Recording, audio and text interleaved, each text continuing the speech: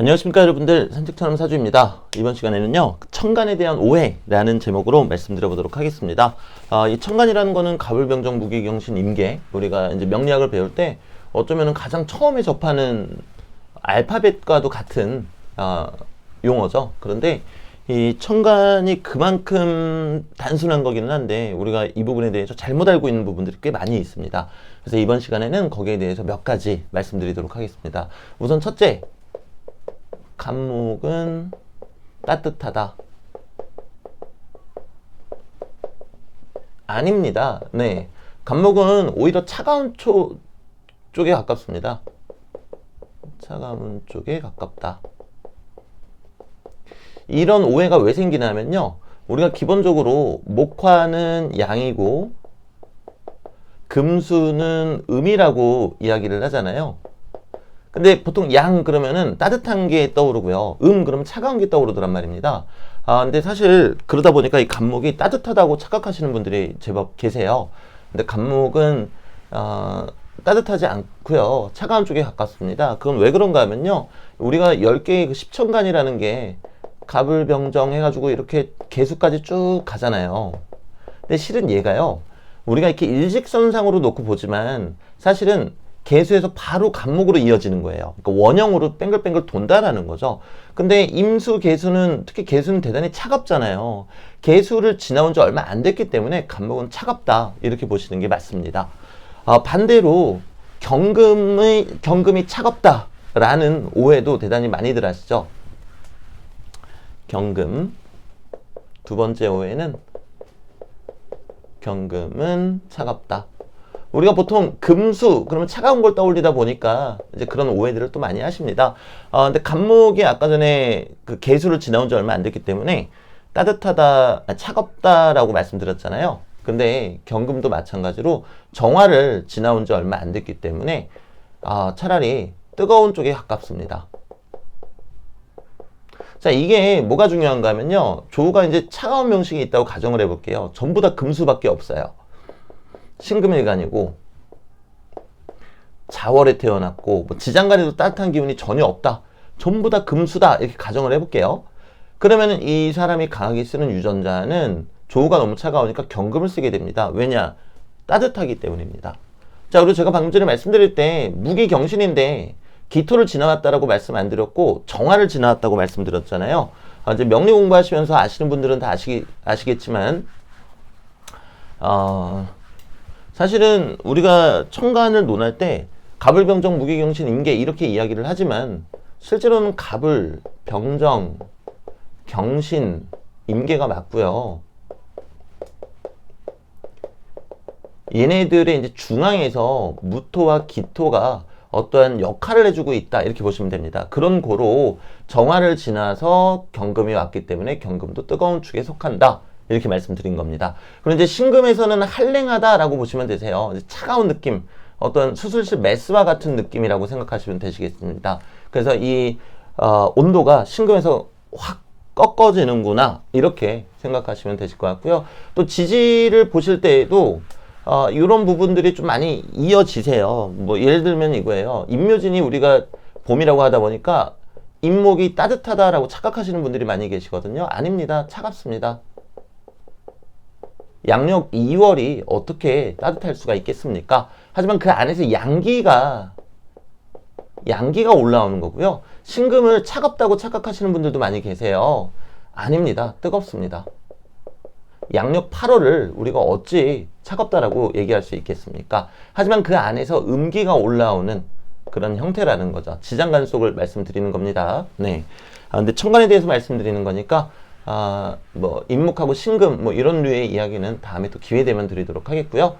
그 다음에 천간에 대해서 또 많이들 하시는 오해 중에 뭐가 있냐면요, 경금은 화극금이니까 화를 두려워한다.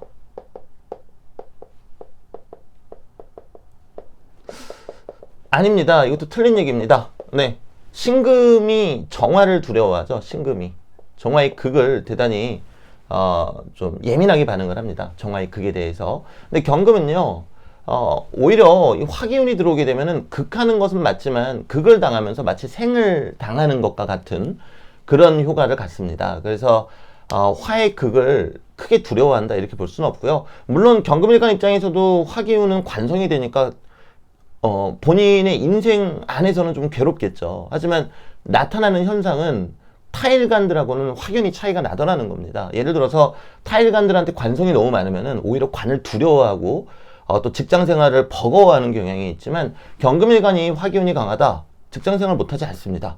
다만 일감이 많아서 내가 집에 들어와서 파김치가 되는 것 뿐이죠. 그렇기 때문에 이 경금이 화극금이니까 화기운을 두려워한다. 이거는 여러분들이 천간에 대해서 잘못 알고 계시는 상식 중에 하나입니다. 자, 그리고 또 여러분들이 많이 잘못 알고 계시는 것 중에 하나가요. 바로 병정화에 관한 거거든요. 그러니까 화기운은 무조건 화려하다.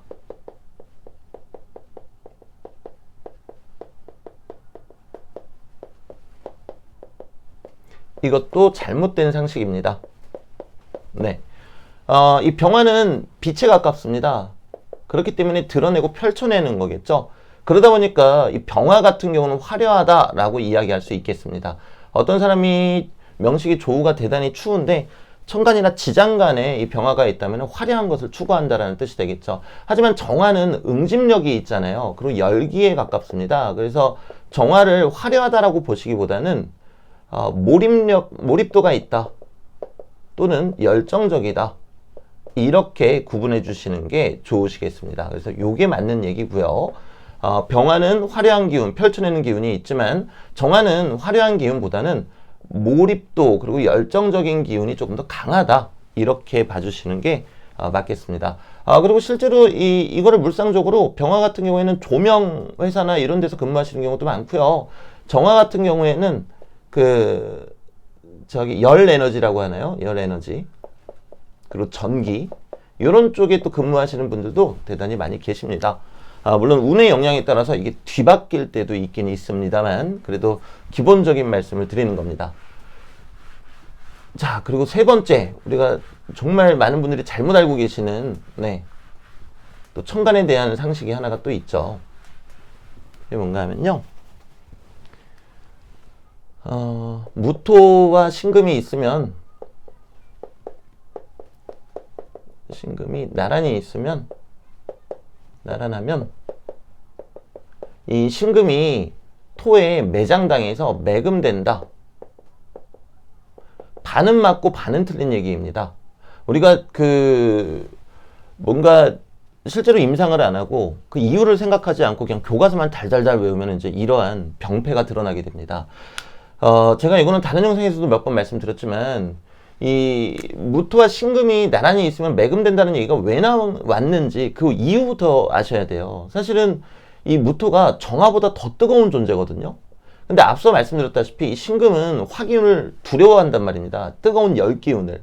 근데 무토가 정화보다 더 뜨거운 존재면은 무토 옆에 신금이 이렇게 있을 때 무토가 이글이글 끓어오르니까 이 무토로 인해서 신금이 좀 불편한 상황이 초래가 되겠죠.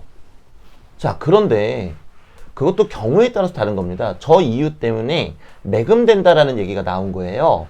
근데 만약에 조우가 대단히 추운 신금일간이라고 가정을 해보겠습니다. 신금일간인데 자월 축시에 태어났어요. 그러면 한겨울에 밤 시간에 태어났죠.